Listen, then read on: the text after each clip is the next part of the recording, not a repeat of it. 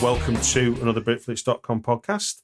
My name's Stuart Wright, and today's guest is coming in from Lithuania, a new country for me on the podcast. It's Ruslan Khamidullin. Welcome to the show. Thank you, Stuart. Nice to be here. Hi, everyone. Welcome, listeners, to our podcast. We're going to do two things on this conversation. We're going to briefly explore your love of horror films, and then we're going to jump into talking about your software screenwriting tools that comes under the heading of Filmustage. And then from there, we'll talk about maybe the future of AI in the creation of film, which as a screenwriter myself, I'm fascinated to learn how computers are going to either make me redundant or make my life easy. I don't know which one it is. We'll find out when I get talking. Just so you know, I'll put links in the show notes so people can find your website and stuff to go and look at it for themselves.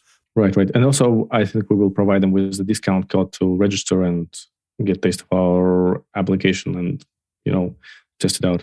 You remember to say that when we get towards the end, and I'll put that in the show notes as well. Okay, then. Let's start off with your love of horror films first, and I've got 5 quick questions for you about horror films. They're not. It's not general knowledge. It's about films you've watched. It's not a. So the answer is only you. Only you have the answer. It's not like It's not who starred in the 4th version of Halloween or anything. Okay, great. So let's start at the top then. What was the first horror film you remember seeing? Good question. Actually, the first horror movie I remember seeing was John Carpenter's The Thing, for sure. It was back to 90s, 1995 or 4, something like that. I was home alone, just clicking through television, and accidentally I saw the sequence with a spider head crawling under the table. It was so terrifying. It literally stayed in my memory for years before I was able to finally find what was that movie. And for me, it means a lot. Yeah, no, it's always a good way to accidentally find them. What is your favorite horror set piece? Good question. Some examples, maybe? Well, you've just described one in The Thing, haven't you? With the spider head. That's a classic set piece. Or yeah. you've got Jason. Well, not Jason. I think it was. You got Kevin Bacon's spear through the throat in Friday the 13th. Also, it's kind of obvious, but the iconic appearance of Chestbuster in Alien, always so fresh and terrifying and horrible, really nice. Also, if we would like not talk about that obvious sequences, there was a movie from 80s or late 70s, I don't remember actually. It was a British one, I believe, called Extra, about Alien. Yes. And the scene when that human-sized toy soldier just cuts the chains with the bolt cutter at that old woman house. Yes. It's so funny, and it's really cool. That film has no right to be as popular as it is, because it makes no sense, but it's still an enjoyable film. Every time I watch it, I always enjoy it. It's a gem. I don't know why it's so unpopular. And also, the set from Basket Case. Let's talk about this movie, because the whole concept of this small mutant twin brother mutated human-like creature, it's so horrible. I was literally having nightmares after watching like three movies in a row. And the first time when it gets out of the basket is super scary to me. What was the first horror film to give you nightmares? Nightmare on Elm, let's say. The first one? Yes. Because when I was a kid, it looked really realistic to me. I don't know. I was actually afraid of rewatching it till early 20s or something like that. Before I kind of accumulated enough bravery to return to Nightmare on Elm. I don't know. There was some kind of short circuit in my mind, which made the character of Freddy Krueger super scary to me. And it really gave me nightmares. What was the last horror film you saw? It was The Burning, I guess. The original Burning? Yes. There's a really nice streaming service, 100% horror movies only, called Shudder. And I have a subscription there, and I watch movies from time to time. My friend's got a film on there. If you check out Hellbender on Shudder, if you've not already.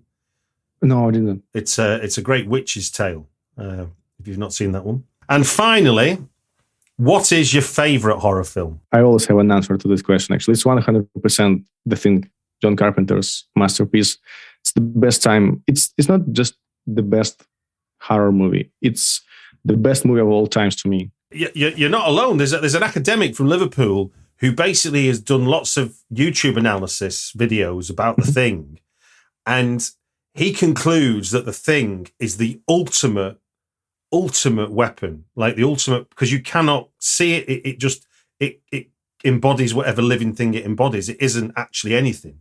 And therefore, he's even done estimates as to if they hadn't blown up the base, like how quickly it would have just destroyed the world if it had been able to get to civilization. Right, and it's still unknown. Were they successful in destroying everything or not?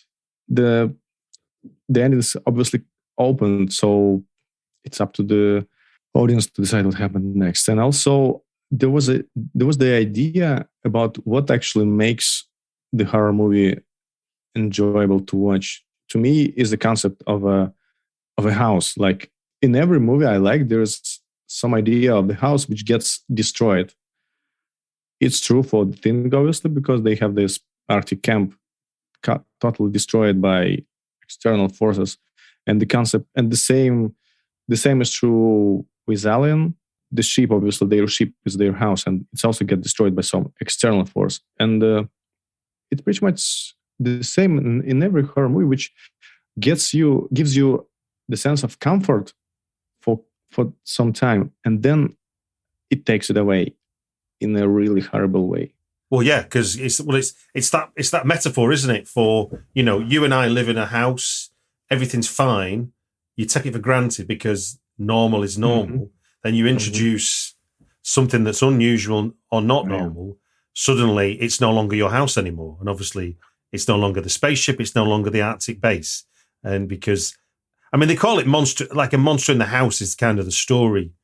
The story it is, and every ghost story is that, isn't it? Yeah. Is about people trapped in a house, people trapped in a building. Yeah, it's so true, and also it's very resonate with my own story because I had to, leave my house by emergency twice in the past 2 years. Right. There's something scary hiding in the back of your closet. Your bathing suits and summer clothes that you're pretty sure don't fit anymore. What if there was a way to get into summer shape in one visit? Here's Dr. Brian Strand for Sonobello to explain. It really is quite remarkable. Sonobello doctors use a technology called microlaser fat removal, and the results are amazing. We customize your procedure to accomplish your goals. Just share with us the problem areas where you'd like the fat in inches removed. And in one visit, they're gone permanently. I can't tell you how often I hear clients say how many years they've been trying to diet and exercise those inches away. And we did it in one comfortable visit. It's time to get your summer on. Visit any of our Sonobello locations across the U.S. and right now you can save $250. Visit sonobello.com/save. sonobello.com/save. That's sonobello.com/save.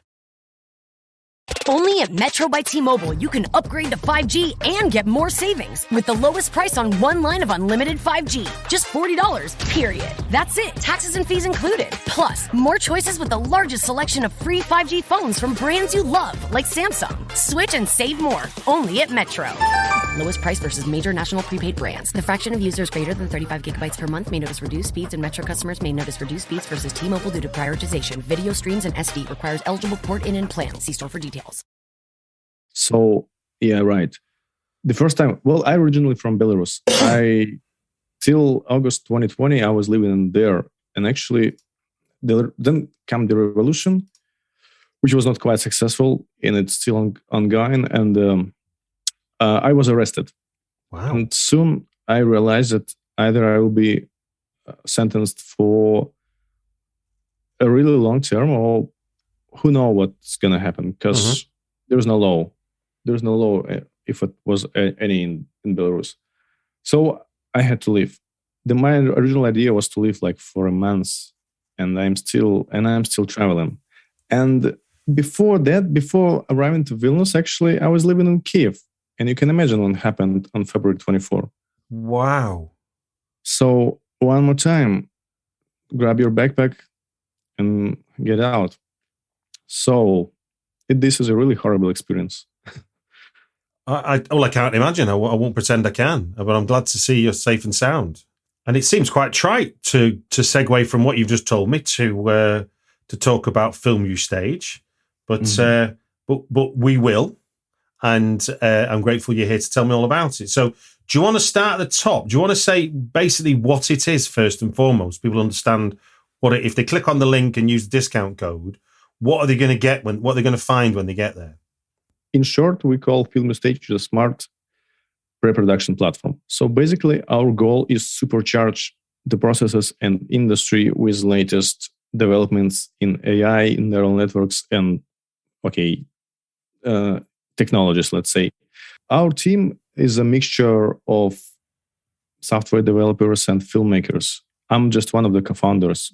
Actually, I'm a co-founder and a CTO, so I'm more responsible for technological stack. But at the same time, I'm a huge movie fan, especially horror movie and sci-fi. So for me, it was obvious that at some point of my life, I'm going to do something, connected to movies. The other guy, Igor, he's a experienced filmmaker for like 10 years, and he was working on film productions and sets in US. And he was expecting to see like spaceships flying everywhere, top-notch technologies and cutting-edge stuff. But actually, what was discovered was quite outdated way of doing things, like working with Sharpies and pen and papers and marking your screenplays. This is not the best solution for planning your filmmaking in 21st century, as we see it with our own background. We are not going to tell like something is wrong, just as our own assumption. So we decided, okay, what we can do better? Maybe we can give a tool to someone who's going to start his movie. Say you get the screenplay, you upload it to some really smart tool. It got recognized by artificial intelligence, and we immediately take it apart and extract all the valuable information out of it, like what the names of actors mentioned in this screenplay, like what props you probably need to rent to make it happen, what kind of locations you need, what kind of equipment you probably gonna need to shoot it, and so on and so on. And actually, this is exactly what we released. So our platform helps you to build your pre-production process. And this is really helpful to script writers, because at the very early stage, I bet script writers don't like and prefer not to do script breakdown and understand the budget. But this tool gives you at the very early stage a way to easily and quickly understand how much money you need to have actually to make it happen. How you're going to pitch, and where the product. That's how we see it. And this is the feedback we're getting from our users who are clients who exactly use our tool to help their project come true. That's it. How does you said it'll help you with your pitch? Did you say it helps you to pitch actually the project, because we help you to break it down. So how does that work? How does that element of it work? That seems really interesting. So it's based on artificial intelligence, a thing called natural language processing, which is one of the concepts of neural networks. And basically, what is neural networks in terms of programming? It's a attempt to recreate human brain behavior. So the concept is rather simple. You have billions of neurons and their connections in your brain. Mm-hmm. And this machine is really complex when you think about it, but actually it's made of a very, very simple elements. And it's basically a neuron cell with some inputs, some weights applied to that inputs, and based on the value of the inputs, the neuron decides what kind of signal it produces. So at the end, it's a very, very complex network which is able to operate with all sorts of information and concepts and extract all sorts of features out of different types of information and so on.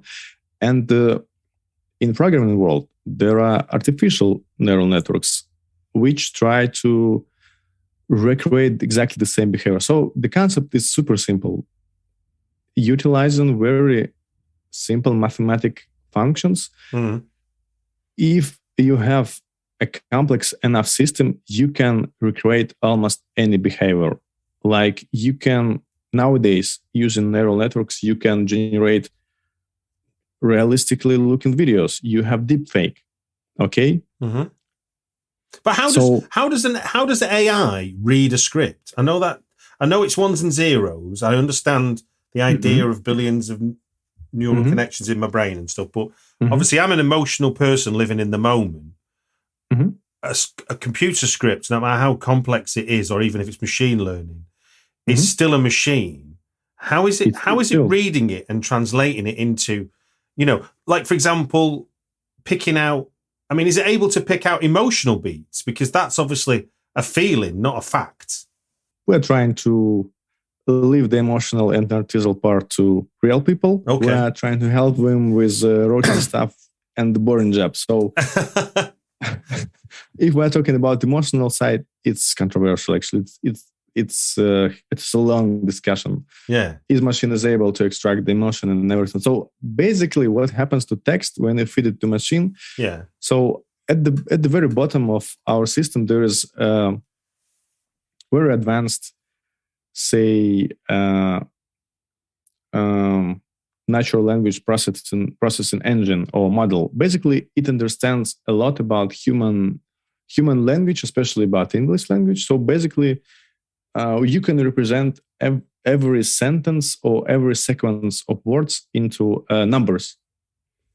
So, and then using these numbers, you're able to perform all sorts of operations. You can compare them, add them, measure, do all sorts of weird multidimensional stuff. And basically, actually, what it helps you to do, it helps to understand you how one sequence is similar to another or not, and have some kind of digital value of this imaginable distance. So after all, it gives you a way to train your neural network on subset of data which was prepared by you as an engineer. So basically you're telling, okay, this part should be treated like that, and this part should be treated like this. And if you have enough examples, I'm talking about millions or at least hundreds of thousands. After the process called training, the system is able to understand on previously never seen data how it should be understood like, treated like. Yeah, that's like the spooky bit, isn't it? When it begins. Oh yeah, it's really spooky because it helps you.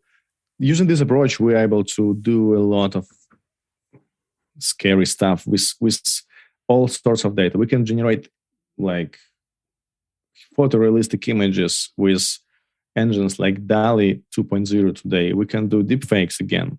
So basically the concept is super simple. But can I ask, but in terms of, one thing that always puzzles me is that what you're talking about, hundreds of thousands, millions even, is past performance, isn't it? It's basically saying that if in a million times, this is the pattern of behavior over a million times, or these are a million possibilities after this. If incident A happens, there are a million different possibilities, and we now know what they are, and we can the system can judge what's good and what's bad. But when you're creating something from scratch, aren't you? In a way, the create, and I'm talking from a personal point of view, and this is something that I can't square with the sort of computer side of it. Is that a computer isn't looking to the future; a computer is only drawing on the past. How does that square up? It's a good question. Well, after all, what I really think, computer and or even this kind of advanced technology is just a tool. So it's up to person decide what needs to be done with that. Of course, you can feed the machine like the whole Howard Phillips Lovecraft stories, and it will generate probably something in his manner or something looking really similar to his stories. But you need to have a Lovecraft at the very beginning. That's the point. Yeah, I'm going to say, you've seen the Appleby video script, haven't you? Have you seen that example? So machine learning was fed all the scripts for Applebee's, the American diner type place. It's like a chain of diners. So they make video, advertisement videos, and they fed the scripts into all the scripts that have been written for an Applebee's promotional video was fed into this AI machine that then spat out an AI version of a screenplay. And it was terrifying. I mean, in a way, it looked and felt like a screenplay, but obviously, once you examined it with any kind of thinking, it was a load of nonsense in a way. Nonsense, exactly. It's nonsense. It just looks realistic, but it's up to human decide where the story goes to and what kind of effect it needs to produce on, the watcher or listener. So we've talked around what Filmustage is and how it functions and how it's best used. And at the end of the day, it's a tool for humans to get better, more efficient ways of getting from pre-production into production. It's kind of right. So looking into the crystal ball now, into the future and screenwriting in the digital age, what do you think the future role of AI is in the creation of film? How do you see that panning out? I believe in a very short period of time, you'll be able to write your screenplay and instantly see the visualization. And it will be photorealistic, and it's in super, super detailed in all possible sorts of stylization or genre or whatever. You'll be able to fine-tune it as you wish. And I see it coming really soon, and we're gonna help it to become true. Actually, can we keep that a secret between you and me, and then just do it for my scripts? Okay, we can do it definitely. No, that sounds amazing. I mean, I've seen the birth of sort of making either proof of concepts or even just simple promos without a single actor using using gaming technology, isn't it? Where we can use the avatar and the idea of world creation to create proof of concepts, or even go to countries, using augmented reality and stuff, where we can basically create an artificial scene in Mumbai and go, yeah, that looks about right. Before you've even stepped out your front door, you can almost proof of concept whether or not it's worth doing it. So the idea that you're saying that the software will get so advanced, or the hardware will get so advanced, it will read the screenplay and begin to create images that match the screenplay. Not only like this, even way more advanced. Because have you ever used a virtual reality set, actually, like goggles and yeah. It's frightening the living daylights out of me. Have you tried ever to go painting in 3D environment? No. Try it. It's just mind-blowing experience. You're not like drawing anymore. You're more like sculpturing the stuff. You making volume, and it is really different from like usual drawing approach on the paper or any two-dimensional surface. Now you're more like carving or sculpting something with volume in VR. It feels strange, and the set of your tools is way wider than you have in reality. So what I believe is going to happen, you're going to have something similar in virtual reality environment, like writing your sequence, your text, and instantly seeing it rendered just around you. And imagine how cool it would be just to walk through the bar that was just mentioned in your scene with all these borders and scary. You know, there's a TV show in Britain which is about. I mean, this is going to sound like a mad comparison, but I think it talks to what you're saying. It's a really simple idea. And it's going to sound stupid, but it's about garden design. Yeah. So somebody's got a horrible garden, and they bring a designer in, and the designer says, "What would you like?" And they go, "Oh, this, and this." They go, "Okay," and then they create a virtual reality of the garden, and you get to walk through your garden, but it's not real. It's So it sounds pretty. What you're saying is a similar kind of thing, isn't it? Where you except when I write about a vintage record shop with a demon coming out of a record on a gramophone, I'll be able to generate something along those lines. Yes. I'm absolutely sure it's going to be true, and really, really soon. You will be able to fine tune the look of demon the way you'd like. Yeah. No, but I see what you're saying. Yeah. So I mean, I know that's a bit we're crystal ball gazing, but in your Love getting prices that are lower than low on food that's fresher than fresh? Then shop at Kroger. We give you more ways to save on the fresh you love with tools like the Kroger app, where you can find personalized coupons on top of weekly sales, giving you prices that are lower than the everyday low. Kroger, fresh for everyone. Get more ways to save at the Buy 5 or More Save $1 each sale. Just buy 5 or more participating items and save $1 each with card. Kroger, fresh for everyone.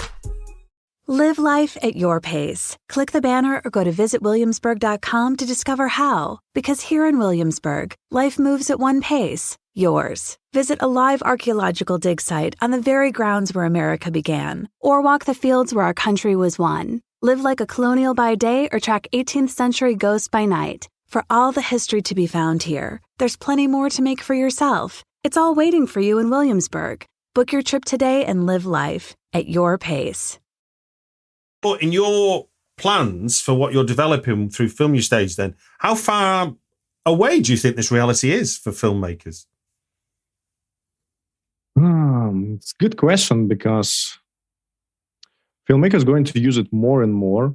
Virtual reality will become a huge piece of their daytime routine and a nice tool, especially with the arrival of Unreal Engine 5, which is a really nice game engine. But it looks so amazing that, there's no point not to make movies using it. This is what I saw a demonstration of it. There's a conference in Britain called the Future of Film, and that was the first time I came across it. Like they were doing demonstrations about how it used to be obviously the tool of the kind of post-production houses, like how to use CGI and whatnot. But the idea that you would up front create the lunar landscape that you want to, that's got, special trees on it or whatever. You can do all that without, I mean, it sounds weird, but like without leaving your home. And I guess in this in this post-pandemic,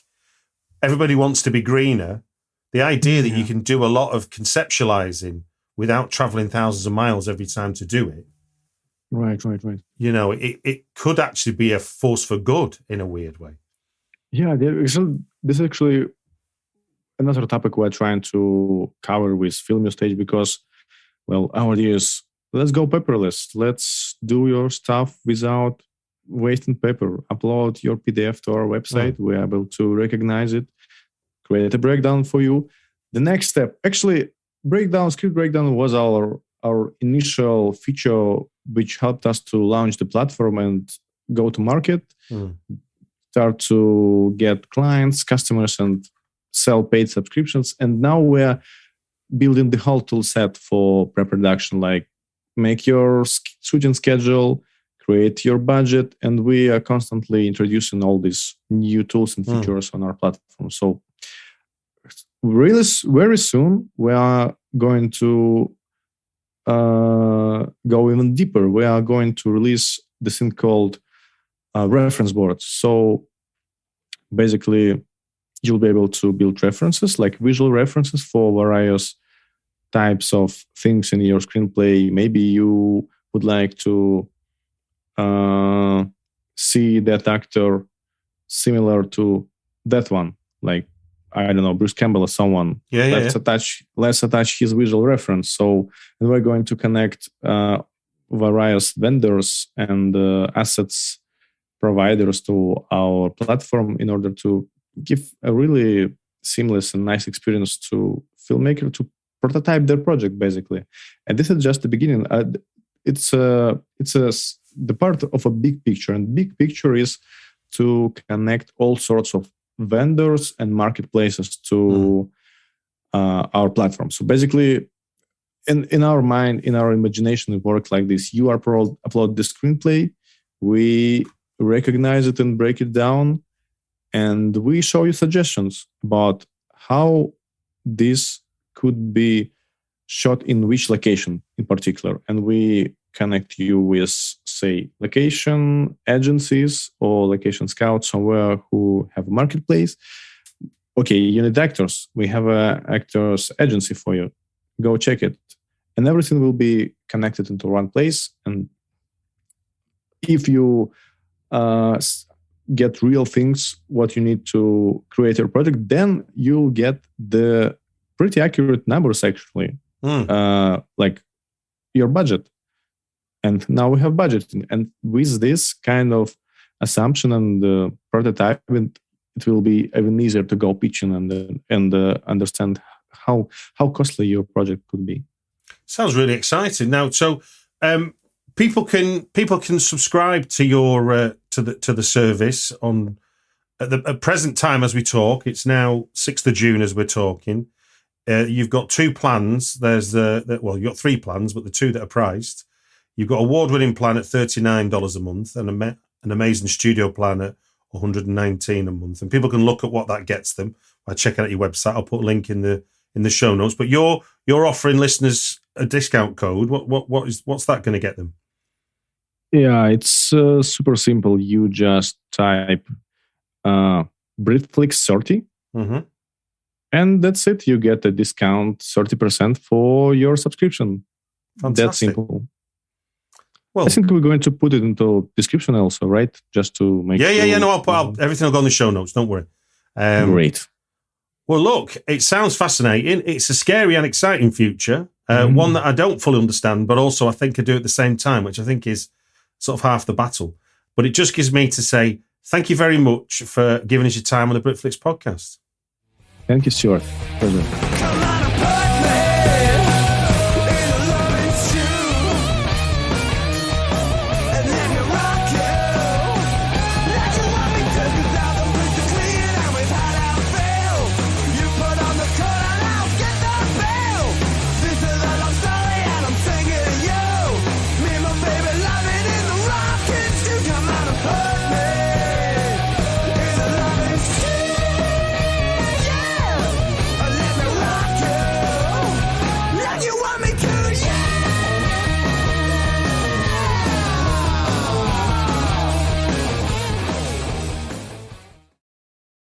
Gearheads know that some projects need so many parts, it feels like you need a whole storage unit just to store them. That's what eBay Motors' 122 million parts are for. Think of it as your virtual parts garage. They've always got the right fitment at the right prices. Use the eBay Motors app or visit ebaymotors.com. Let's ride.